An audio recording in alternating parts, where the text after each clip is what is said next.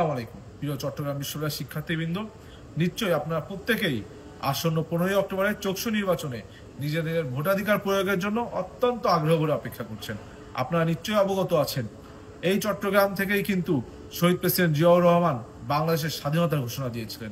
ঠিক একইভাবে এই চট্টগ্রামেই কিন্তু প্রেসিডেন্ট জিয়াউর রহমান শহীদ হয়েছিলেন।